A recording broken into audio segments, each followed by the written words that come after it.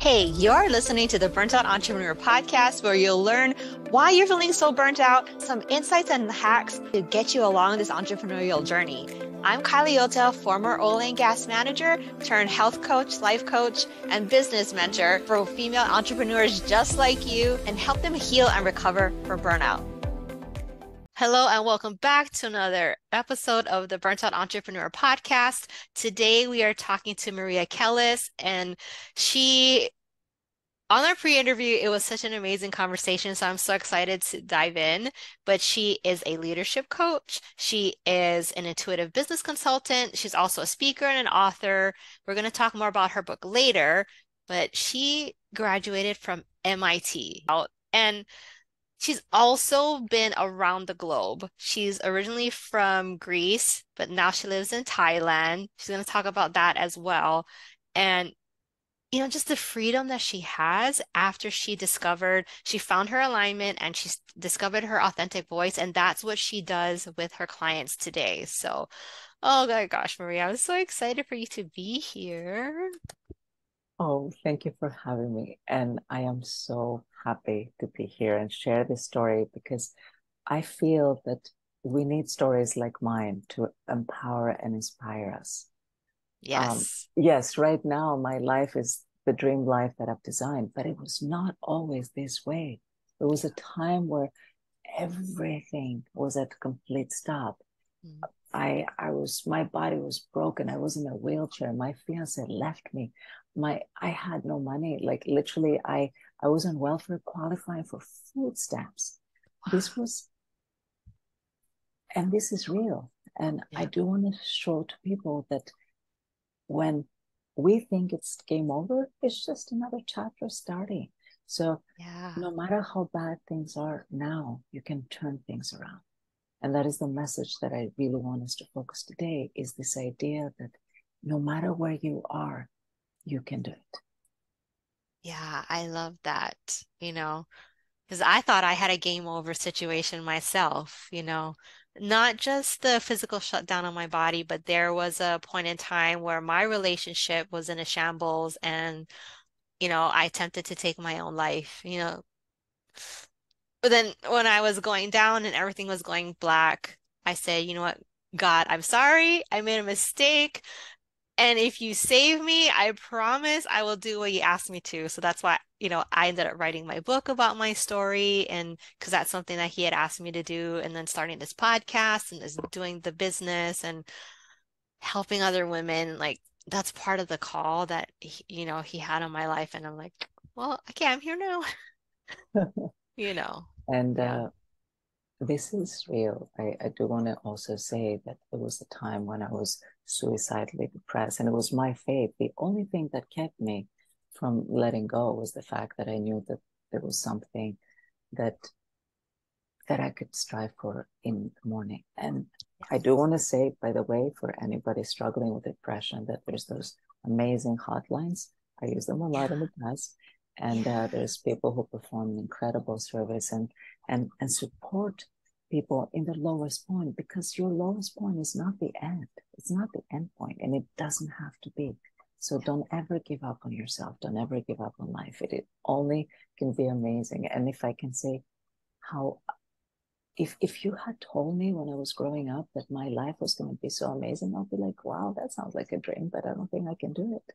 And now I Right. take it's almost like my life. And sometimes I pinch myself and I'm like, this is really my life? Is this really where I am right now? Yeah. Because it seems so unreal, so unexpected, so extraordinary. And yet we can all do it. It's not only me.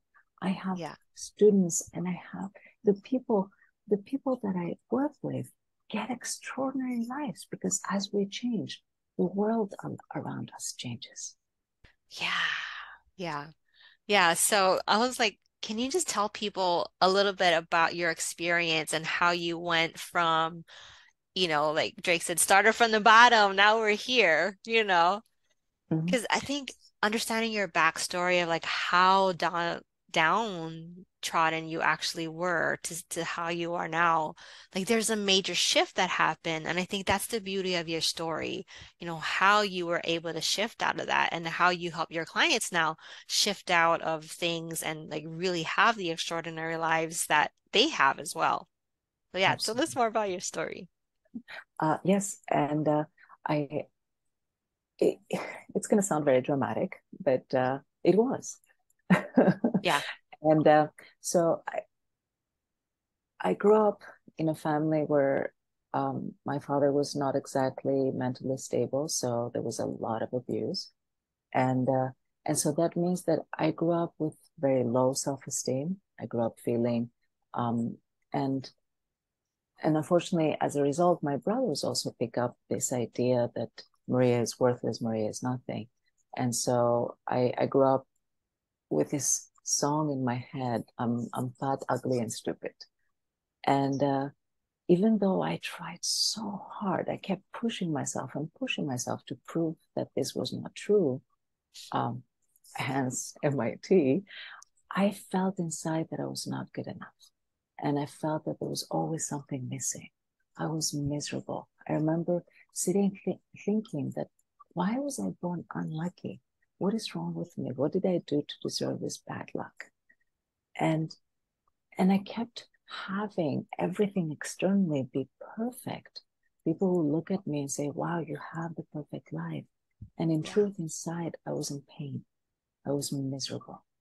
Yeah. And because I kept pushing and pushing and pushing more in order to be the overachiever amongst the overachievers, because if only I could achieve the next goal, then Right. maybe I will be happy. Then maybe people will like me. Then Right. maybe I will have a good life. I kept Yeah. pushing myself even more. So, Yeah.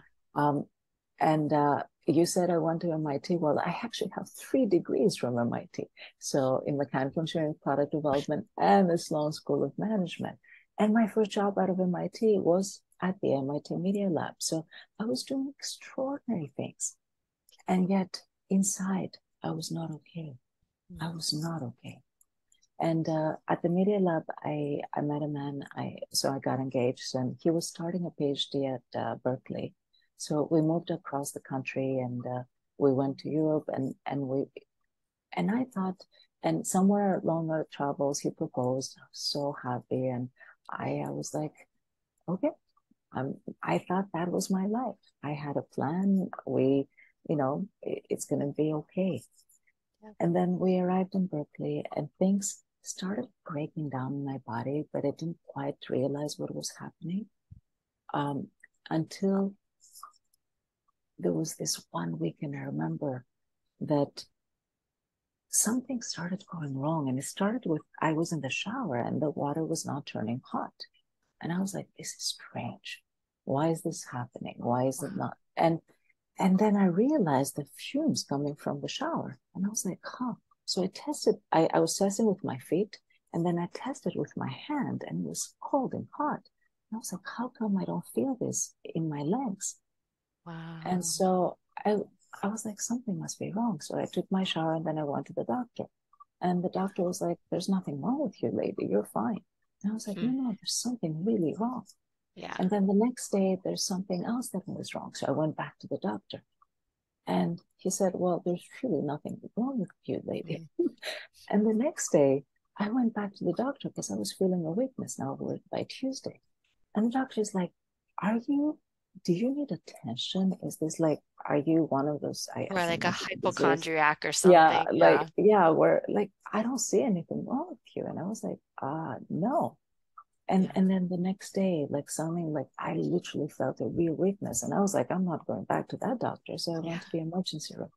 Mm. And thankfully, in the emergency room, they believed me because I was displaying real weakness in my legs. Like, oh my God, what is happening? It was very scary. And Yeah. then Wednesday night, Thursday was when the pain started. So I had what they call it multiple sclerosis, which is an autoimmune condition, which is very, very common for people who, like our body starts attacking itself. Yeah. And in this demyelination process, the nerves get affected. So that means that I was having what they call neuropathic pain, which is extreme pain for no reason at all. So that's why I had lost the sensation of hot and cold first. And Mm, multiple sclerosis can attack our brain and yeah. our spinal cord. And that's why I end up in a wheelchair. And the damage happens fast. The problem is that the recovery, if it exists, is very slow. Wow. And I was not doing well. Like, so the pain started, was horrible. The only thing I knew how to say is like, no, morphine. Because I had seen that movie Frida Kahlo, and I knew that morphine is for terminal patients and it's very addictive. So, Yeah. but they gave me OxyContin without even telling me what it was because I was in so much pain. I Oh, was screaming. I was the yeah. screamer in the ward, right? So, and it's only months later when I'm out of the hospital that I realized I'm addicted to painkillers, which was another thing to Oh, a deal with. whole nother Like, thing. Yeah. yeah. So this is in the time when, by Thursday, so Thursday, that's it. I'm like completely paralyzed. Like well, Right. not paralyzed, but I had lost the sensation. Like, Yeah. and if you can imagine from waist down, if you lose sensation, you lose other things too, which was really embarrassing and really uncomfortable. And Yeah. um, I at the time I had to wear diapers, which was oh my god, no fun. Yeah. And um, I felt my eyes were affected, so I could not see straight. So I Oh, could not wow. really see. My thinking was affected. Up to that point, I had to find my life as me being a very smart person. And suddenly I felt I could not do basic things. And Right. it was game over. Like it really felt like game over. Yeah. And you will think that this is bad enough. Well, it got worse because my fiance then decided he didn't want to be with me because he didn't want to handle this. Oh, And he he kind of left little by little, like he started coming less and less until at one point he said, Maria, like, I'm sorry this is happening to you, but I don't want to commit my life to a person who's going to be sick for the rest of her life. And this is really serious. And I didn't sign up for this. So, and then, I mean, thankfully in the hospital, like all my money, of course, went to doctors. And, yeah. but thankfully there was social security. So they kind of like took Mm, my case and kind of helped me go into welfare. And, yeah. and I remember my first interview with social security when they asked me if I wanted to have food stamps. And I was like, oh my God, where am I? What happened to me? Yeah. And there was also like, I do want to acknowledge like two or three people that did come to see me, that did support me during that time, but most everyone else disappeared.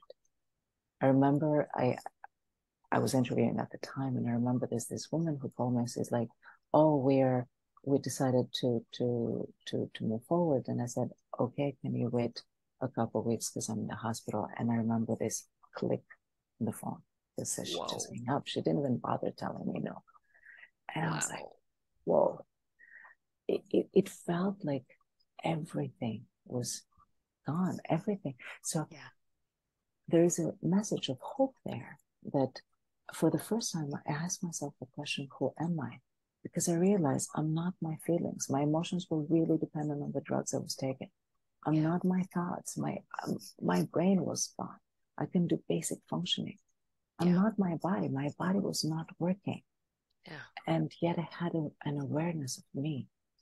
So I'm not my past. I had forgotten huge chunks of my past because my brain was inflamed. So Yeah. nothing was working. And yet I Wow. knew that it was me. So that was the moment. That was the moment of awareness for me. But it came at a huge cost. Yeah. And the story I want to say is not so much the story of how bad it got, it's the story of recovery, the story of the fact that no matter how bad it is, you can get out of there. And I do Yeah. want to speak about something else. In my life, both as a young child and it continued in my adult life, I have been abused in every possible way. So mentally, physically, verbally, and sexually, so the whole package. Yeah. And so I truly felt like a victim. I truly felt unlucky. I truly felt that there was something wrong with me, that things were happening to me because I must have done something wrong. There must be Right. no other explanation. What did I do wrong? Right. And it's almost like the world was too much. It's like, what did I do? Like, Yeah. why am I being punished? Yeah. So, and this is something that over the years I realized is this progression in consciousness and awareness, where I went from things happen to me to things happen for me to things Mm. happen, being the neutral observer, to things Yeah. happen through me, where I'm the creator of my life. And that took a Oh, progression. yeah. So things happen to me, I'm the Yeah. victim. Things happen for me, I am still, things are still happening independently and I'm reacting. But, Right. um, but at least I feel like things happen is this whole like mindfulness field where we're just observing and things Yeah. happen through me. The creator is this 100% responsibility. And it did Yeah. not happen overnight. I just have to say that. It happened though as a gift. And Yeah. every stage of my life created what I now call the Empower Method. The Empower Method is 4 very simple steps, and I can tell you the steps right now, but it's really understanding and living it that is a little bit more complicated. Yeah. So the first step is intention. And for Mm. me, the intention started when I'm in the wheelchair. See, so every little bump on the road for me Mm. was translating as huge pain. And Yes. I was sweating because out of exhaustion. I was thinking, wow, I did not want this to be my life. Right. Except I didn't know what to do. Right. And I thought it was only going to get worse. I didn't realize that it was going to get ever better, right? So, Right. but I remember thinking, I don't want the rest of my life to be this. That was my decision. That was my intention. That's all Yeah. I knew how to do. But it started there to do. But he gave me a book, and this book to me changed my life because for the first time in my life, I thought that it could be hope. And it was called Love, Medicine, and Miracles by Ooh. Dr. Bernie Siegel. And in this book, Dr. Siegel was an oncologist, so he was dealing with cancer patients. And Yeah. he was tired. He was ready to quit medicine because he couldn't handle any more people dying. And he decided to study what we call extraordinary patients. So people who are truly beat no matter what the odds are. Yeah. And he realized that it really didn't matter. Like he studied this statistically and he saw that it didn't matter what cancer you had. It didn't matter how advanced of a stage it was. It didn't matter the prognosis. What mattered was truly the belief of people. If people believed they were going to die, they were. Mm. If people believed they were going to get better, they were. So Yeah. that book was as if I was getting my power back because suddenly I said, you know what? I can do that. I said, well, I am in a wheelchair, but I have a tremendous amount of pain. So pain. So what if I stop judging pain? Remember the things happen. So what if I Yeah. stop thinking that this is just horrible thing that happened to me? But what if I start thinking of pain as information? What if I Mm. remap my brain? So I literally started this process where I said, well, that pain is hot. That pain means cold. That pain means Ah. cloth is touching my skin. That Right. pain Right. means movement.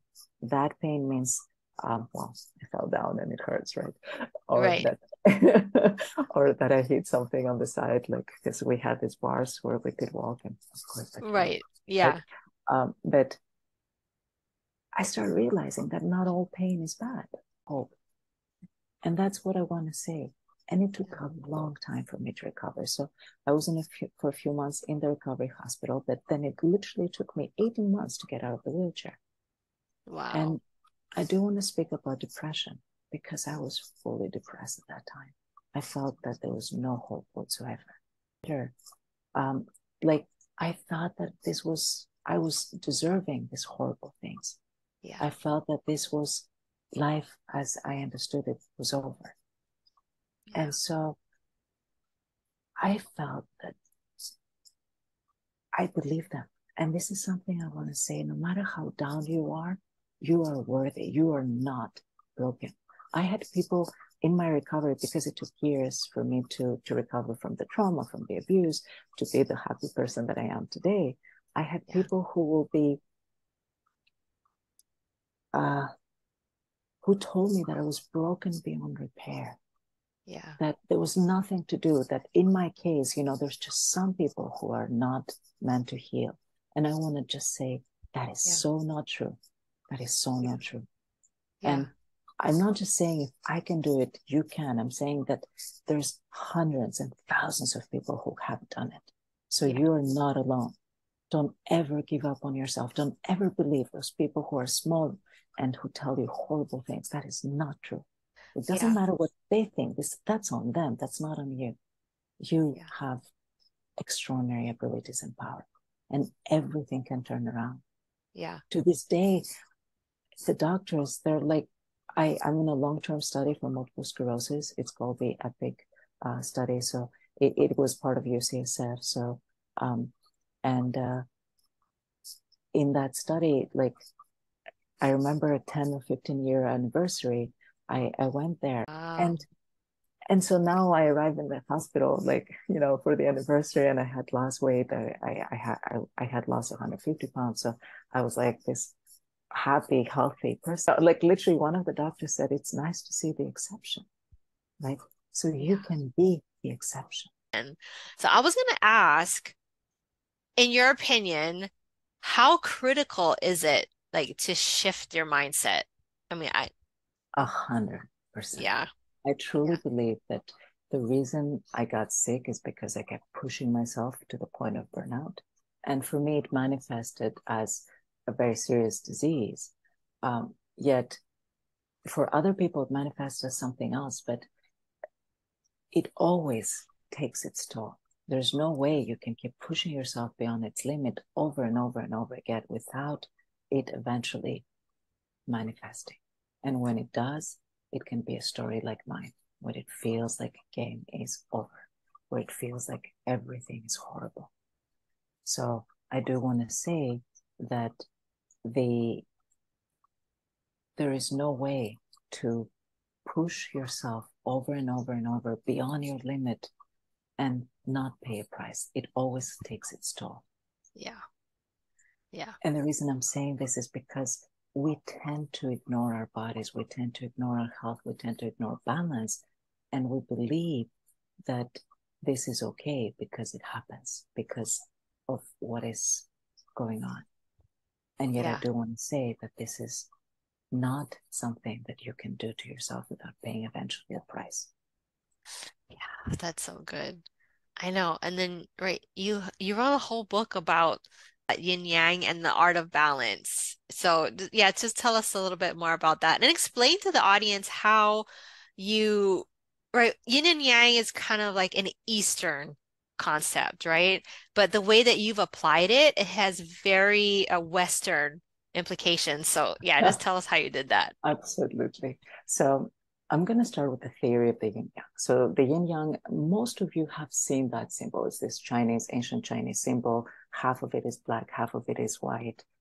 I'd like to Yeah. explain it as the idea of a river. If this is the river of life, then there is the water that flows through the river.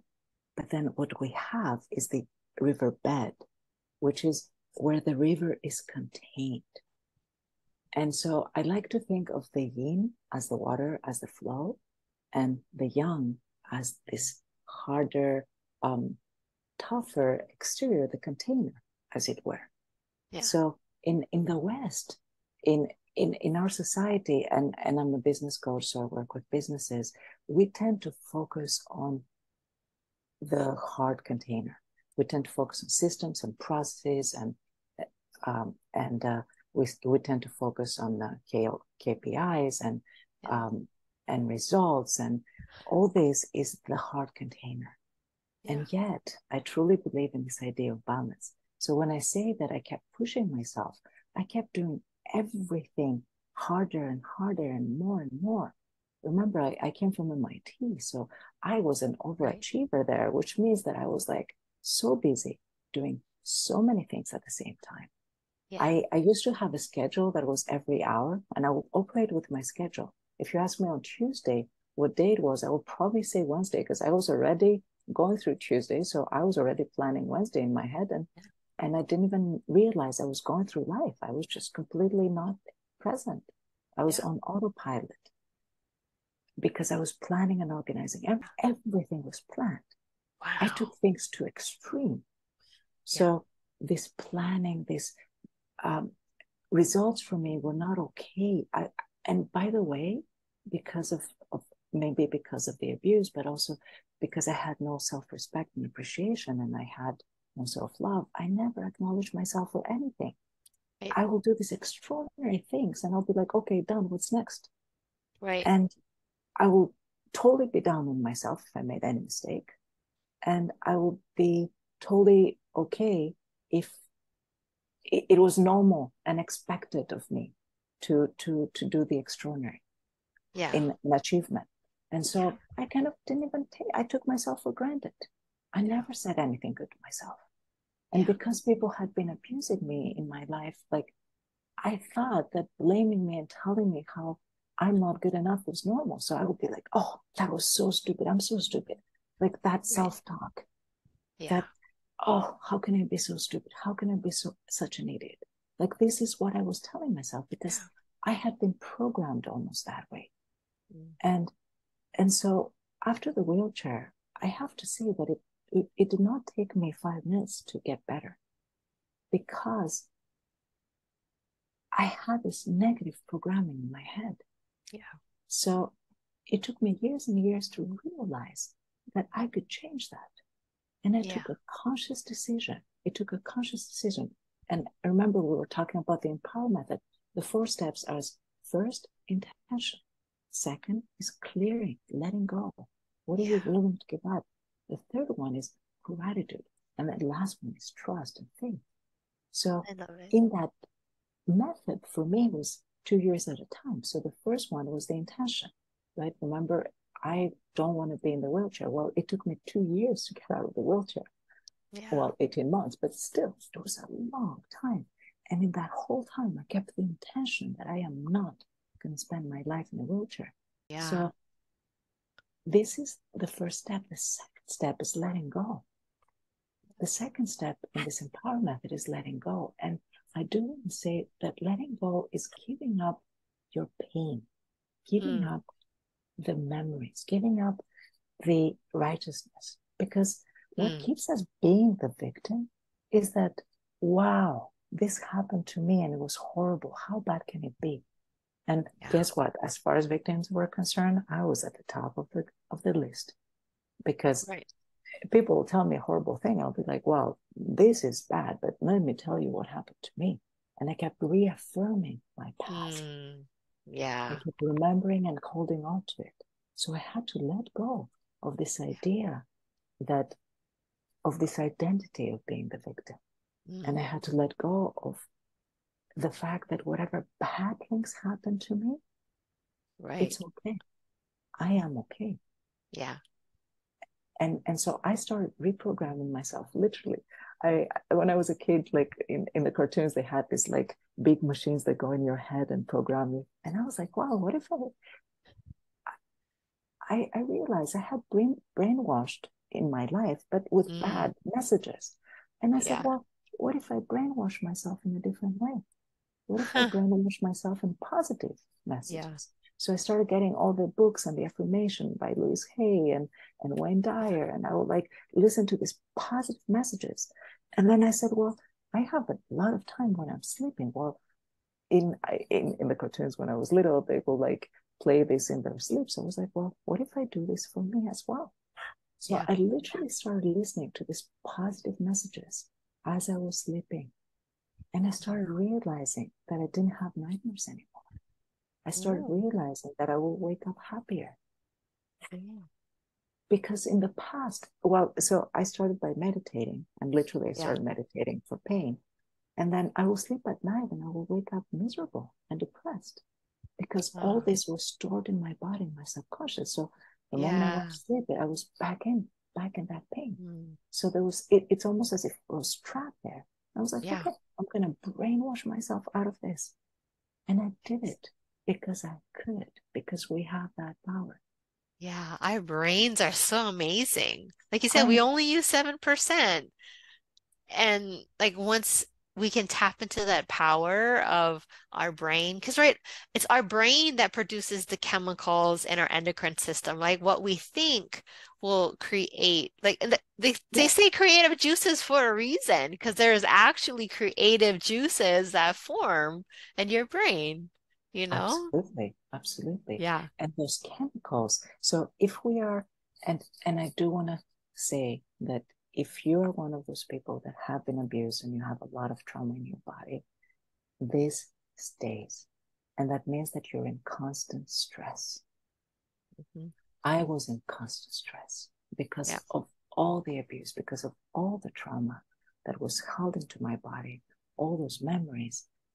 I was always reacting survival mode. And that means that I could never go into creation. I could never go into that balance that we're talking about now, this yin Yeah. yang. The Yeah. flow is something that is real. And I'm not talking here about hippies like, oh, let it go, just be like, Yeah. and it is, right? I Yeah. mean, that's cute, but that's not it either. We Right. need balance. We need the Yeah. Western container. So we need in our business, especially as we're creating our business, we need this container. We need the systems and process. This is what makes our life easier. Yeah. And then we also need the flow, which is that we meet the right people at the right time, that we get informed of something like, oh, and then, oh my God, it was so perfect. And we Yeah. can have this. This is called the flow. This everything is amazing. Part can be over and over and over again. So I Yeah. do want to say that this flow, this is how I say this yin yang is something that we constantly can do. And we live in a world of technology where possibilities are endless and exist. And technology, especially with the AI right now, has Yeah. gotten to a level that is so fast. And the Yeah. more we are, if we try to go with the speed that the world is going, we are absolutely 100% going to burn out because this is beyond what humans can do. For better Right. or worse, we have human bodies with human needs. We still need to eat and sleep. I remember a Yeah. friend of mine was saying, oh my God, I have no time to eat. I wish I could have an IV to feed me. Oh my It's like, gosh. are you crazy? Yeah. It's like, but at the time, I kind of, we were MIT people. So I said, oh, that sounds like a Right. good It's idea. normal to not Yeah. eat. It's normal to push yourself to the limit. And, And I was in that not environment too. sleeping. Yeah. Yeah, Not not sleeping. sleeping. Oh my God. Like there was 1 week during finals, I had projects and I was constantly drinking coffee. And for Hmm. one entire week, I think I slept a total of 4 hours because I passed out in somewhere. But other Oh than my that, I did not goodness. sleep. And I was so proud of myself. I'm like, look at Right? that. Look at what I can Right. do. I'm like, amazing. Like you have a badge of honor, like, oh, I Yeah. did it. I stayed up all week. I don't know about you. You slept this week? You're a Well, loser. Like, and I know, but we are in our society, we reward these extreme behaviors as if like we are yes. the heroes and that we did something amazing by beating our body into a pulp. Hmm. And it's like, oh, you're hurt. Well, look at you, like you're bleeding. Let's get up and like keep running anyway. Right. And this is extreme and it's not healthy and it's No. also not sustainable. And this is the Yes. thing that I want to say. Doctors, for example, are trained to be able to never sleep for like 48 or 72 hours, and adrenaline will kick in and it will sustain you. The problem is that at that point, you're acting like a robot. You're no longer being creative. You're no longer being you. You're no longer being a human.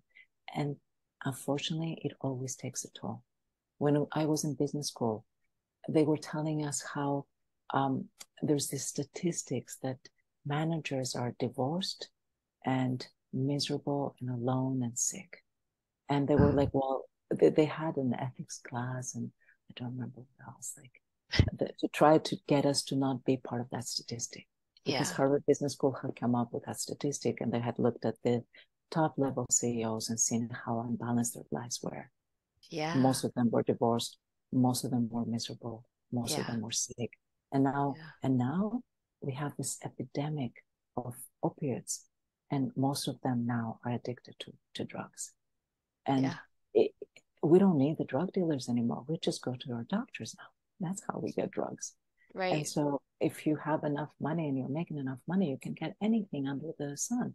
And by the way, the grade of the one that doctors have is probably safer for you. So then you don't necessarily die from overdose. You think it's still Right. okay.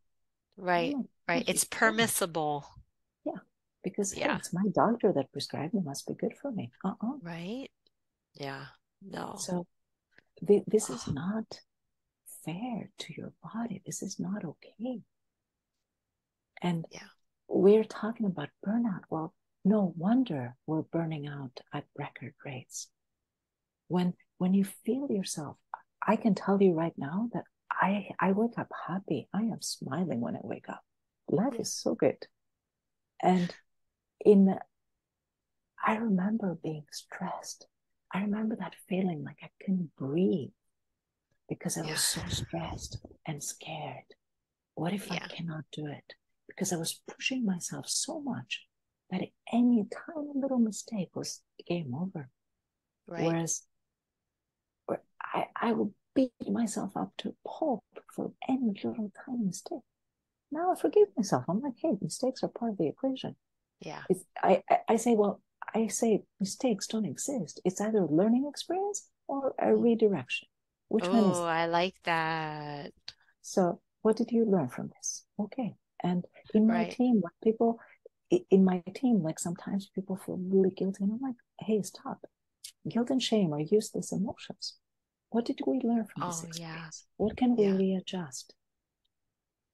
This does not mean I'm going Yeah. to fire you. It just means we might need to adjust your position, and that's okay. You're going to be happier doing something that you're better doing.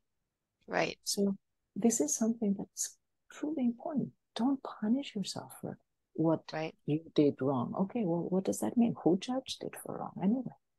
Right. Don't Who judge says it's yourself. wrong or right? Yeah, Yeah. maybe That's, because yeah. I can tell you today, I can tell you that one of the greatest things that happened to me, if we want to think in those terms, was being in a wheelchair, being Mm. stuck. One of the Yeah. greatest things that happened to me is that my fiance left me. Why? Because I'm not married to him anymore. I Right. could be with him being miserable for the rest of my life. Yeah. And this is whatever horrible thing happens to you, well, maybe it's a gift. And this is where Yeah. you can start. Remember the 4 steps. Things happen to me, things happen for me, things happen through me. It's a progression. You don't go from Yeah. things happen to me being a victim to things happen through me being the creator. You first go to feeling lucky. So I always say to people, if you're feeling like a victim today, okay, welcome. That's like 90% of humanity. Don't worry about it. This is Right. normal. Yet you can start by starting gratitude. And gratitude is a very easy process. You can just create gratitude lists. It sounds really simple, but it's not. I Yeah. invented this game in the hospital. So I invented this game, this gratitude game for pain. Mm. Literally, I will start counting. And I will, for me, the number was around 150 was the magic number where I actually Mm. felt great. And Yeah. I started counting how would I be grateful? So I would always start with my eyebrows because my eyebrows actually did not hurt. And it was the only thing that Okay. didn't hurt at the time. Oh, that's So I was so like, I'm good. Yeah. so grateful my eyebrows don't hurt. And I was in a hospital, so my sheets were clean every day. So I was like, I'm so grateful my sheets are clean. And if my Yeah. mother was there supporting me, I'm so grateful my mom is here. Yeah. Um, and then I will start finding little things. And sometimes it will take me 5 minutes to find anything at all that I was grateful. I mean, now I can just say, hey, I'm grateful for my phone. I'm grateful for this computer. I'm grateful for the camera. I'm grateful for talking to you. Like I truly can feel grateful, but in pain, not so easy. My bed was close to the window, so I could be grateful for that every day.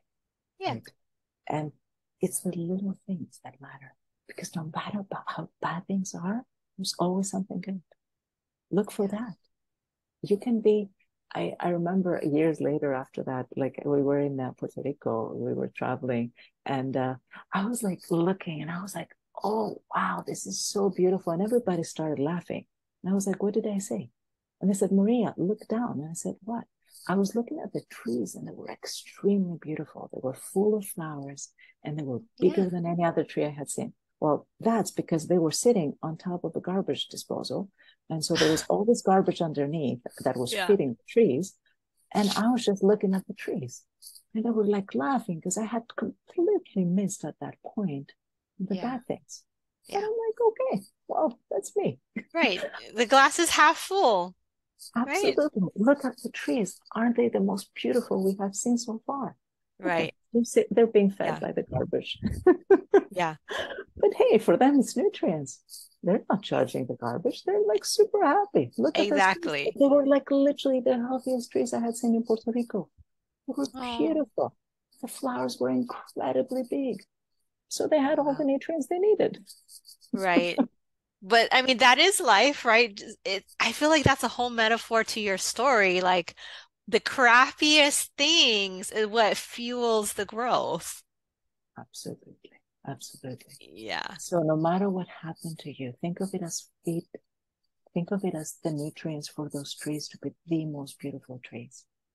Nothing can truly hurt you until you decide that you're broken. And I have to tell you that I kept looking for something outside me. And when I Right. quote unquote died, I found that love. I found that amazing part.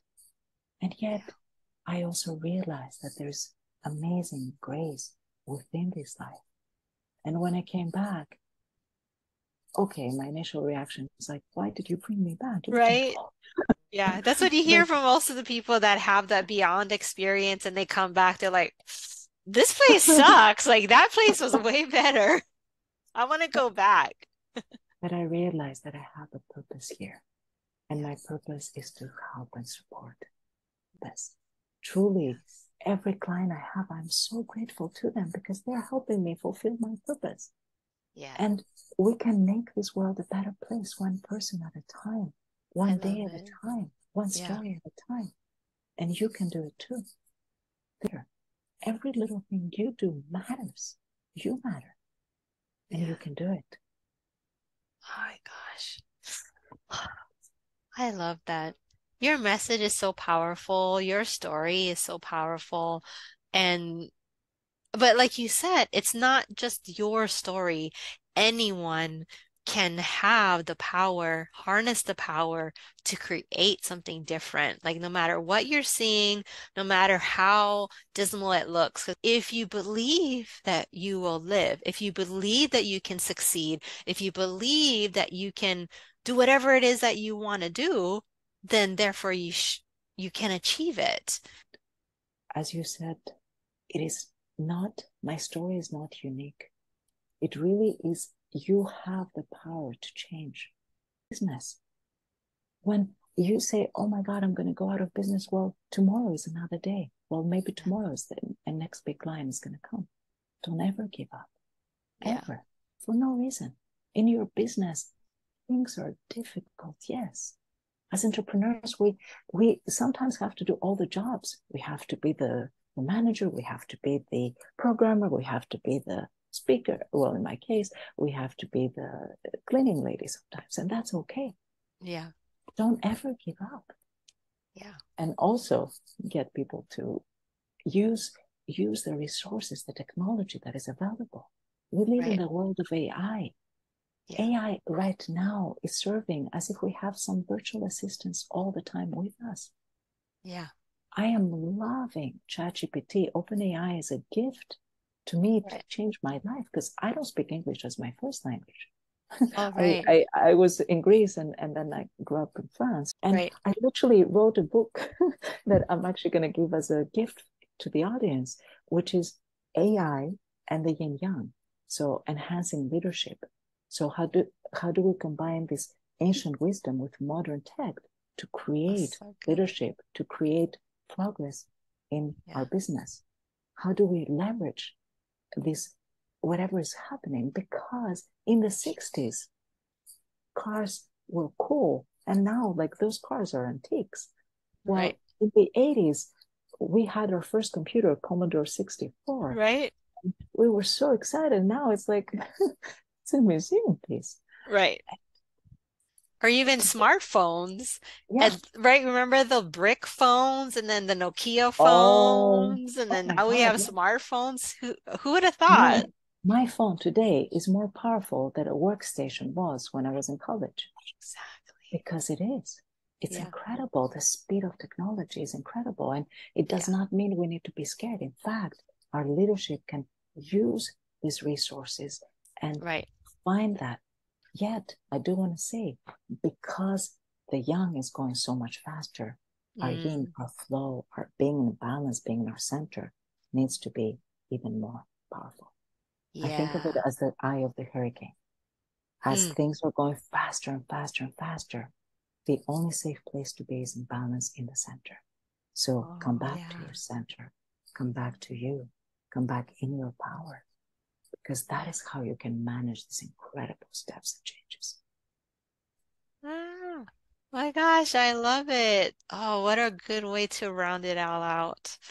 Again, thank you so much for being here today, sharing your wisdom with us, sharing your story. And, bottom line is you can do it. Like the power of the mind is so complex, and you can do anything with the power of the mind, and you can shift atmospheres, you can create change.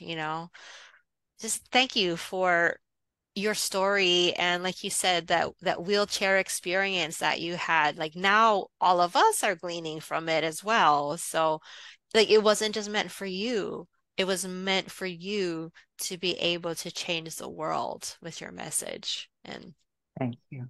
And yeah, I do want to say if people want to know more about my story, they please. can visit my website at mariakellis.com. So that's Maria Kellis, that's two L's, KELLIS.com. And you can get that ebook that I mentioned. And also you can do a test even to find out which Oh, stage in your evolution you're in. So oh, I love because it. there's steps to go to Yes. the next stage. And Oh, I perfect. give away so much to people because the more I give away, the more I get. This is Right. the flow. The more Yeah. we give, the more we get. Don't forget that you are extraordinary. The world needs you to be who you are. And Yes. no matter what you have heard, believe in yourself. You are amazing. And thank you so much, Kylie, for having this incredible, for doing this. Like exactly what you said. You said, if I survive this, I will devote the rest of my life to give it back. And this is so beautiful as a message. I love it. It's, yeah, things don't happen to you, they happen for you, they happen for the world. It's not about me, it's about we. This is Yeah. for the world. What can you do to make this world a better place? Because we can. Yes. Oh my gosh. Anyway, like thank you everyone for being here for another episode of the Burnt Out Entrepreneur, and everything that Maria said, the links are in the show notes. So click on the link below to grab her freebie, that book about like AI and the yin yang. I'm gonna grab it, and just the things that she has, like look at what she gave to us today. Can you imagine what's on her website? So go to her website. Link is also in the show notes. And I just can't wait to see you guys back for next week's episode. And I'll see you guys again. Did you enjoy this episode? Want more? Here are a few ways to go deeper. Number one, discover your burnout archetype. You always hear me talking about this on each and every single episode. So get ready to crack the code on your personal burnout style. Take the quiz, go to burnoutarchetypequiz.com and open up your mind to explore new ways on how to manage stress and conquer challenges according to your personality type. Number two, work with me. I will be your personal burnout recovery coach because we're not just talking about change. We're talking about a seismic shift in the way that you conquer your entrepreneurial domain. So strap in and let's embark on a roller coaster ride to reclaim your life and your success. In my coaching program, we're blasting through barriers, including number one, building better boundaries. Right? We're going to stop those energy vampires and establish unbreakable boundaries to fortify your work-life equilibrium. Number two, reclaim your energy. Say goodbye to fatigue and hello to a turbo boost of vitality. Discover the secrets to replenishing your physical, emotional, mental, and spiritual energy, my specific PEMS framework. And this is more than stress management, okay? We're going to wrestle stress to the ground and make it tap out. Every setback is a setup for an epic comeback. And right, you're going to become a goal-getting machine. We're going to fuse your personal and professional aspirations into a powerhouse of purpose. Say hello to a life that's not just lived, but thrived. Okay, so hold on to your hats. This is not just coaching, it's a revolution of the soul. This entrepreneurial world is not a lonely one when you've got a relentless ally like me in your corner. So it's time to crank up the volume and get ready to hustle with heart. Keep the fire alive, keep smashing those goals, and don't forget, I'm your partner in this electrifying journey. P.S. Let's flame the flames of connection. Catch up with me on the socials. You'll find my LinkedIn, my Instagram, my Facebook, and a link to my Facebook group for more exclusive content in the show notes. We'll see you there.